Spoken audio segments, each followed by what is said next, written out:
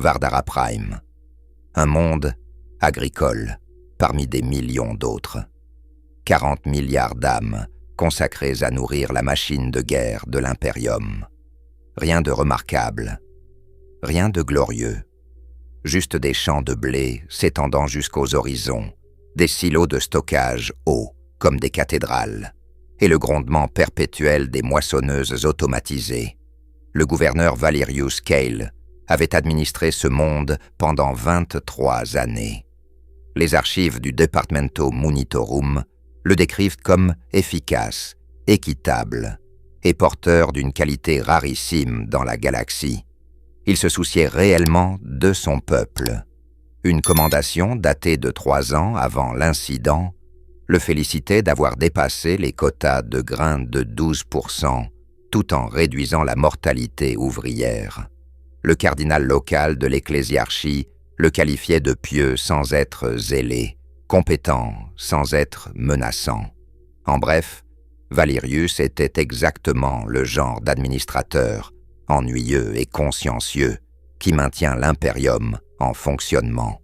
Un homme bon dans une galaxie qui dévore les hommes bons. Sa routine quotidienne consistait en tablettes de données remplies de rendements agricoles, conférences Vox sur les systèmes d'irrigation et l'éternelle danse de la bureaucratie impériale. Il avait une épouse, Helena, 2 enfants, servant tous 2 dans les forces de défense planétaires. Il prenait son récapitulatif matinal à 6 heures précises, chaque jour, depuis 2 décennies. Puis vint la pourriture grise. Les premiers rapports arrivèrent à la fin de l'été 887 M41, une maladie fongique, aéroportée et agressive, transformant les champs de blé infinis de Vardara en cendres poudreuses et grises. Le biologiste planétaire, Margos Kelvin, la classa initialement comme souche 17, gérable avec les protocoles antifongiques standards. Le journal personnel de Valerius de cette première semaine montre une écriture nette et mesurée. Jour 3 de l'infection. Zones affectées, mises en quarantaine. Margos Kelvin m'assure que le pathogène sera contenu sous 2 semaines. J'ai autorisé les rations d'urgence depuis les réserves planétaires. La situation est sous contrôle. Mais la pourriture n'était pas la souche 17. Elle n'était pas gérable. En 3 semaines, elle franchit tous les protocoles de quarantaine, s'adapta à chaque agent antifongique et consuma 17% des terres arables de la planète. Le biologiste du Mechanicus, dans son rapport final avant évacuation, écrivit simplement « Taux d'adaptation excédant tous les paramètres biologiques connus. Recommande considération d'exterminatus immédiate. Voilà la solution du Mechanicus. Brûler le monde, purger l'infection, pertes acceptables. » Valerius envoya un message astropathique prioritaire au commandement du Segmentum. Il demandait une aide immédiate, convois alimentaires, technoprêtres spécialisés, n'importe quoi. La réponse arriva 4 mois plus tard. Une seule ligne d'accusé de réception, indiquant que la requête avait été reçue et serait traitée selon les protocoles standards. Protocole standard.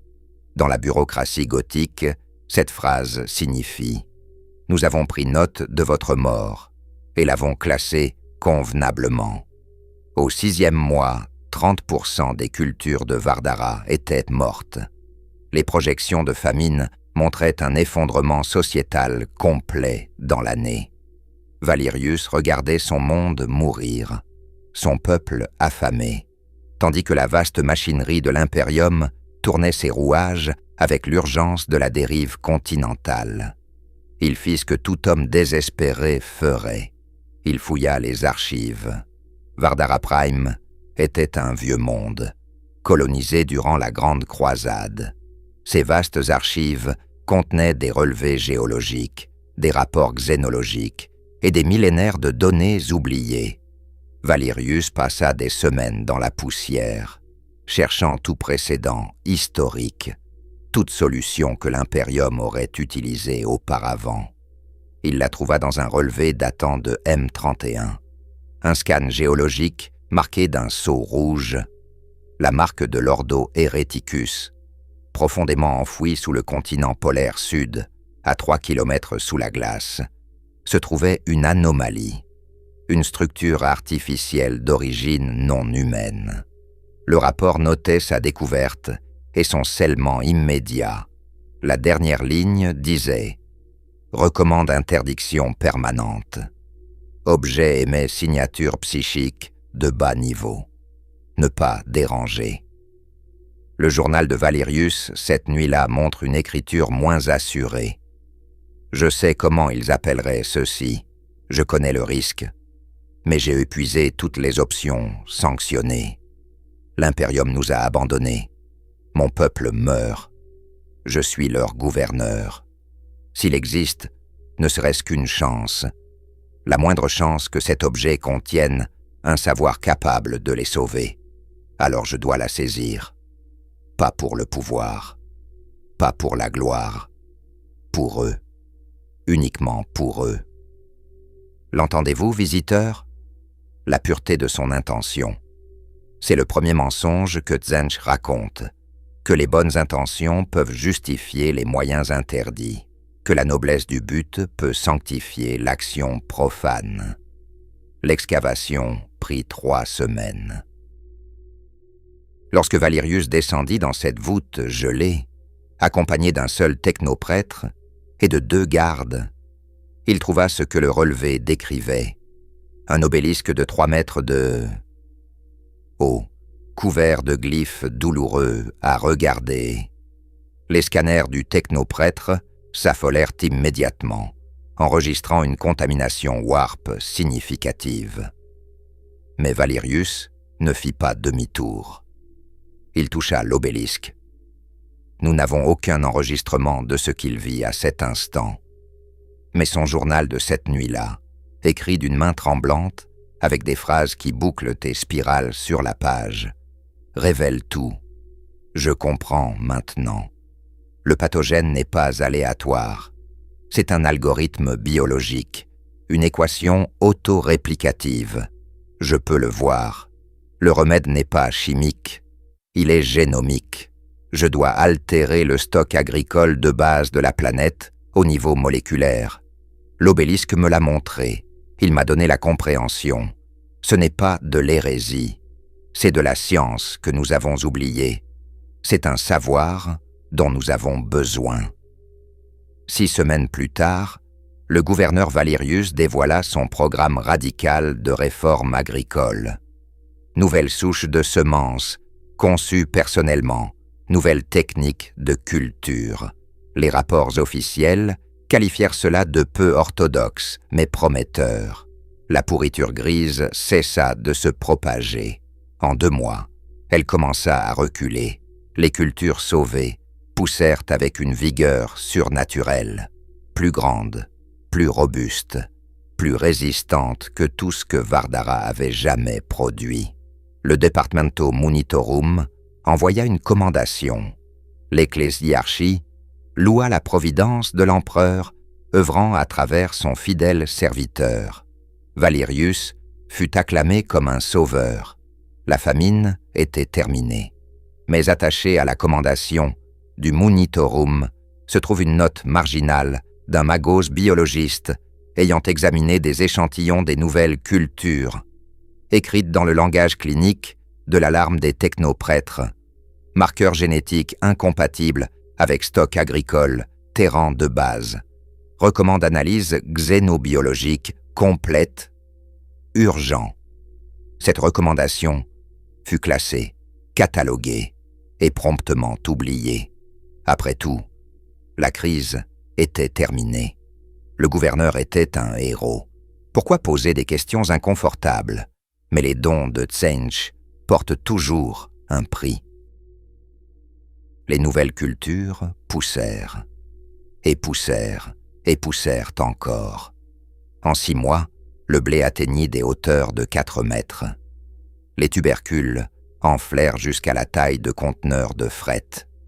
Les vignes s'étalèrent sur les routes, étranglant les infrastructures. Les couleurs étaient fausses, des nuances de pourpre et de bleu parmi l'or, des motifs qui donnaient le vertige aux fermiers. Plus préoccupante encore, la nourriture elle-même provoquait des effets secondaires. Un rapport médical du médecin-chef de Vardara, daté de 10 mois après le remède, décrit des patients présentant une restructuration cognitive aiguë. Des ouvriers agricoles se mirent à parler en formules mathématiques. Des enfants cessèrent de jouer pour passer des heures à dessiner des motifs géométriques impossiblement complexes. Des citoyens âgés affirmaient soudain comprendre la vraie forme du temps. La conclusion du médecin fut diplomatique, mais claire. La population semble souffrir d'une psychose partagée, étiologie inconnue, recommande cessation immédiate de la consommation des nouvelles cultures, en attendant investigation. Valerius lut le rapport. Sa réponse, préservée dans les archives, est un chef-d'œuvre d'auto-illusion. Ce ne sont pas des symptômes, ce sont des signes d'éveil intellectuel. Mon peuple pense enfin au-delà des limitations primitives que l'impérium lui a imposées. Ce n'est pas de la folie, c'est de l'illumination. Je n'arrêterai pas notre progrès parce que des esprits craintifs ne peuvent comprendre l'avancement. Les livraisons de nourriture continuèrent. L'illumination se propagea. En un an, 70% de la population de Vardara avait consommé les nouvelles cultures. La cohésion sociale commença à se fracturer d'étranges manières. Ce n'était pas de la violence ni de la rébellion, c'était de l'incompréhensibilité. Les citoyens passaient des heures en conversation, parlant en boucles de logique qui semblaient profondément signifiantes pour eux, mais totalement absurdes pour les observateurs. Les familles s'asseyaient aux tables de dîner, chaque membre poursuivant des plans qu'ils insistaient être vitalement importants, mais qu'ils ne pouvaient expliquer. Un juge de l'Adeptus Arbites envoya un rapport décrivant une paranoïa généralisée où chaque citoyen se croit participant à une grande conspiration que lui seul comprend. Il n'avait aucune idée à quel point il avait raison. Valerius retourna à l'obélisque. La deuxième fois que Valerius toucha l'obélisque, ce n'était pas pour chercher un remède à la maladie. C'était pour chercher un remède à la discorde. Ces journaux de cette période montrent un homme spiralant plus profondément dans l'obsession, mais qui continue de cadrer chaque action dans le langage de la gouvernance et du devoir. Le peuple est divisé par ses poursuites individuelles. Ils ont besoin d'unité, d'un but commun. L'obélisque m'a montré la voie, pas par la force, mais par l'harmonie. Une grande œuvre d'intégration psychique, pas de domination, mais de synthèse, chaque esprit œuvrant de concert. Une société parfaite où personne ne travailla à contre-courant. C'est ce que l'empereur avait envisagé. C'est ce que Terra a échoué à accomplir. Je réussirai là où l'impérium a échoué. Il l'appela le protocole d'ascension. Pendant 3 mois, Valerius travailla en secret, utilisant le savoir que l'obélisque lui insufflait. Il construisit quelque chose. Les archives officielles l'appellent un réseau d'harmonisation psionique. Des observateurs moins généreux pourraient l'appeler un cercle rituel gravé dans la croûte planétaire, s'étendant sur 100 kilomètres. Le dossier de l'Ordo Hereticus contient des rapports fragmentés de ces derniers mois. Un capitaine des arbites décrivant des symboles apparaissant sur les murs durant la nuit, des sceaux que les défenseurs de la loi ne pouvaient se résoudre à regarder directement.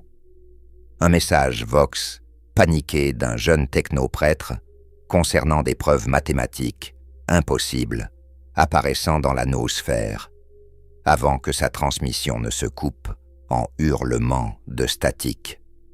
Et à travers tout cela, Valerius continua de gouverner, de remplir des rapports, de maintenir la façade de normalité. Son dernier communiqué officiel au commandement du Segmentum disait « Vardara Prime rapporte récupération agricole totale et stabilité sociale sans précédent. Le gouverneur Cale annonce le festival d'Ascension pour célébrer la renaissance de notre monde. Tous les observateurs impériaux sont invités à témoigner de l'aube de l'âge d'or de Vardara. Aucun observateur ne vint. Ils furent, comme toujours, retardés par la vaste machinerie broyante de la bureaucratie impériale. La nuit du festival d'Ascension, le gouverneur Valerius activa sa grande œuvre. Je vais maintenant vous lire, mot pour mot, la dernière entrée du journal personnel du gouverneur Valerius Cale. Elle fut transmise par relais astropathique quelques instants avant que son monde ne soit perdu. Lordo, Héréticus, la transcrivit, bien que 3 astropathes moururent en la recevant. Écoutez attentivement les mots d'un homme qui croit avec une conviction absolue avoir sauvé son monde. Ce soir, nous nous élevons. Je me tiens au cœur du grand réseau, et je peux sentir mon peuple avec moi. 40 milliards d'esprits, autrefois éparpillés et confus, se tournant maintenant à l'unisson vers la vérité que je leur ai donnée. Ils comprennent maintenant. Ils voient ce que je vois. La pourriture grise n'a jamais été notre ennemi. Elle était notre catalyseur. La souffrance était nécessaire. La transformation était inévitable. Je vois tout maintenant. Le grand dessein. Pas la causalité linéaire primitive que prêche l'impérium, mais la belle toile infinie des possibilités. Chaque choix que j'ai fait, chaque sacrifice, chaque moment de doute, tout cela était un fil dans la grande tapisserie. Je n'ai jamais pris de décision. Je les ai découvertes. Elles devaient toujours être. Mon peuple me chante, pas avec des voix, mais avec des pensées pures et cristallines. Ils me remercient. Ils m'aiment. Ils deviennent quelque chose de plus qu'humain, quelque chose de parfait. L'Imperium appelait ce monde Vardara Prime. Je le renomme. Nous sommes les premiers, mais nous ne serons pas les derniers. Le savoir que j'ai gagné, je le partagerai. Monde après monde, esprit après esprit. Nous apporterons cette lumière à la galaxie. Nous libérerons l'humanité de sa prison de chair ignorante. Je ne suis plus un gouverneur, je suis un prophète. Et mon peuple n'est plus simplement humain. Ils sont mon troupeau, mes enfants, mon chef-d'œuvre. Nous nous élevons ensemble, nous changeons ensemble, nous devenons. La transmission se termine là. Mais ce n'est pas l'enregistrement final. Attaché à la proclamation glorieuse de Valerius se trouve un logvox corrompu récupéré d'une station de surveillance orbitale. Il fut transmis par le commandant Tessavon de la force de défense planétaire, une femme dont le nom n'apparaît nulle part dans les archives de Valerius. Sa transmission finale fut effectuée durant le festival d'Ascension, et elle raconte une histoire très différente. Rapport depuis le poste d'observation 7. Le gouverneur a activé quelque chose. Tout le continent sud brille, pas avec de la lumière, avec, je n'ai pas les mots, des couleurs qui ne devraient pas exister. Les centres de population sont au trône. Ils se synchronisent.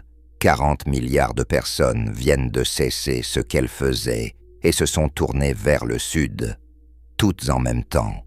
Elles marchent vers le réseau. Toutes. Les enfants, les vieillards, les malades. Elles marchent simplement. Leur bouche bouge, mais elles ne parlent pas. Elles calculent. Je peux l'entendre sur le vox. Des nombres, des équations, des coordonnées dans des dimensions que je ne comprends pas. Le gouverneur diffuse un message. Il leur dit qu'elles sont sauvées. Il leur dit qu'elles s'élèvent. Mais je regarde les flux médicaux. Leur activité neurale. Elles ne sont plus humaines. Leurs ondes cérébrales se synchronisent en un seul motif. Elles deviennent un esprit ruche. Et les changements. Ô empereur, les changements. Certaines développent de nouveaux membres. Pas des bras, pas des jambes. Juste des appendices qui existent dans des directions que mes yeux ne peuvent suivre. Leur peau change, des couleurs suintant à travers. Elles mentent, elles marchent toujours, sourient toujours, louent toujours leur gouverneur. Ils ne le voient pas. Il est au centre du réseau et pense diriger une symphonie. Il ne voit pas qu'il n'est pas le chef d'orchestre. Il est juste un autre instrument. Quelque chose le joue. Quelque chose avec 9 yeux et 1000 voix. Et tout est poussière. Tout est changement. Tout est comme cela devait toujours être. L'Ordo Hereticus arriva 6 mois plus tard. Ce qu'ils trouvèrent fut classifié sous protocole Oméga. Mais le rapport aseptisé existe. Vardara Prime existe toujours. Elle orbite toujours son étoile. Elle produit même encore des cultures qui poussent en motifs géométriques parfaits, visibles depuis l'orbite. Mais il n'y a plus 40 milliards d'individus vivant là-bas. Il n'y a qu'une seule conscience, fracturée à travers 40 milliards de corps, calculant éternellement des probabilités et remodelant la réalité selon des plans que seule elle comprend. Le gouverneur Valerius Cale transmet toujours, une fois par mois, comme une horloge, un message astropathique est envoyé dans le vide. Il dit toujours la même chose. Ici, gouverneur Valerius Cale d'Illumination, nous sommes en paix, nous sommes perfectionnés. Venez voir ce que nous sommes devenus. Venez nous rejoindre dans la lumière du changement. Alors, qu'avons-nous appris de l'archive de l'homme qui damna son monde en croyant le sauver? Tzeentch, voyez-vous, n'est pas le dieu de l'ambition. Pas vraiment. Il est le dieu de l'espoir. Et l'espoir, cher visiteur, est le narcotique le plus dangereux de la galaxie. Valerius Cale n'était pas un tyran assoiffé de pouvoir. Il n'était pas un cultiste secret. Il était un administrateur compétent et bienveillant qui prit une seule décision compréhensible quand l'Imperium l'abandonna. Un petit compromis, un raccourci interdit pris pour toutes les bonnes raisons. Mais Tzeentch ne corrompt pas par la tentation, il corrompt par la permission. Il vous donne exactement ce dont vous avez besoin, exactement quand vous en avez besoin. Chaque solution est parfaite, chaque miracle est réel, et chacun requiert juste un compromis de plus, un pas de plus, un sacrifice de plus du principe au nom de la nécessité. Valerius n'a jamais cessé de croire qu'il était le héros, même alors que son monde se transformait en cauchemar vivant, même alors qu'il devenait le prophète de sa propre damnation. Il croyait chaque mot de sa propre propagande. Il croyait parce que Tzeentch lui avait offert un don bien plus dangereux que le pouvoir. Il lui avait donné des résultats. Le dossier est scellé maintenant, marqué pour expurgation. L'Ordo Hereticus purgera ce dossier, et avec lui, le nom de Valerius Cale. L'histoire se souviendra de Vardara Prime, comme d'un autre monde perdu à la corruption, Xenos, un autre échec de signalement rapide, une autre erreur administrative. Mais nous nous souviendrons, parce que quelque part dans les ténèbres, sur 40 milliards de mondes, il y a 40 milliards de gouverneurs faisant face au même choix que Valerius. Les cultures meurent, le peuple affame, l'impérium est silencieux, et dans les voûtes gelées de ces mondes, des obélisques attendent, murmurent, offrent l'espoir.